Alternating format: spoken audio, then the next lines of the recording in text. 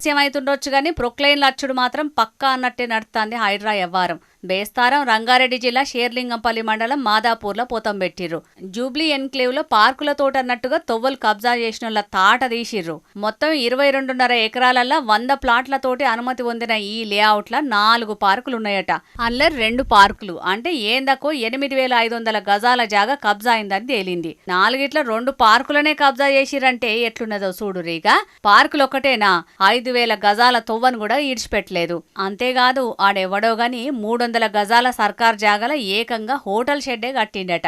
ఇట్లా మొత్తం ఏందక్కువ 16,000 గజాల కబ్జా జాగను కాపాడింది ఇయాల హైడ్రా. పైసల పరంగా చూసుకుంటే 400 కోట్ల ఇలువగల్ల భూములట ఇవి. అప్పుడెప్పుడో 95లో అనుమతి పొందిన ఈ లేఅవుట్ను 2006లో సర్కార్ రెగ్యులరైజ్ చేస్తే లేఅవుట్ ప్రకారంగా జిహెచ్ఎంసీకి గిఫ్ట్ డీడ్ చేసిరట అప్పట్లా. అటెంక కబ్జాకోర్ల కళ్ళు పడ్డాయి. ఈ నడమనే హైడ్రా పెట్టిన ప్రజావాణిలో దీని మీద ఫిర్యాదు అందిందట.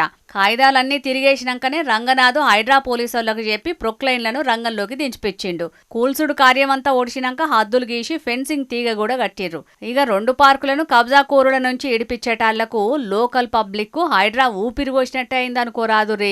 జూబ్లీ ఎన్క్లేవ్ వాళ్ళు కూడా మస్తు కూషాయిర్రు. హైడ్రాను రంగనాథ్ సార్ను మస్తు తారీఫ్ చేసిర్రు. ఇక ఇదిట్లుంటే ఇంకో పక్క కుకట్పల్లి నల్ల చెరువును పరిశీలించి చెత్త సాఫ్ చేసిండు రంగనాథ్ సారు. అట్లనే లోకల్ పబ్లిక్ తోటి ముచ్చట్లు కూడా పెట్టిండు. అటెంక ఇగో గిట్ల మాట్లాడుకొచ్చిండు. ఈ చెరువుని కూడా ప్రభుత్వం ముఖ్యమంత్రి గారి ఆదేశాల అనుగుణంగా మేము 6 చెరువులు హైడ్రా డెవలప్ చేస్తున్న క్రమంలో ఈ నల్ల చెరువు కుకట్పల్లి దాన్ని కూడా మేము ఒక ముఖ్యమైన దీనిగా డెవలప్ చేయాల్సి. ఇక్కడ అంతా మురికి నీరు ఉండేది, అంటే సివేజ్ వాటర్, పైనుంచి వచ్చేటటువంటి డ్రైనేజ్ వాటర్ అంతా దీంట్లోకి వచ్చేది. ఇప్పుడు దీంట్లో డ్రైనేజ్ వాటర్ లేదు, ఇదంతా వర్షపు నీరు. అండ్ ఈ చుట్టుపక్కల ఉన్నటువంటి కాలనీస్ అన్నీ కూడా దీంట్లో గతంలో ముంపుకు గురయ్యేది అనమాట. అంటే ఇక్కడ నీళ్ళన్నీ కూడా నిలిచి వాళ్ళకి చాలా ఇబ్బందిగా, లేకపోతే వాళ్ళకి మొత్తం కూడా వాటర్లో ఉండేటటువంటి పరిస్థితి ఒక వర్షం పడితే గనక. ఇప్పుడు ఆ పరిస్థితి లేదు ఇక్కడ.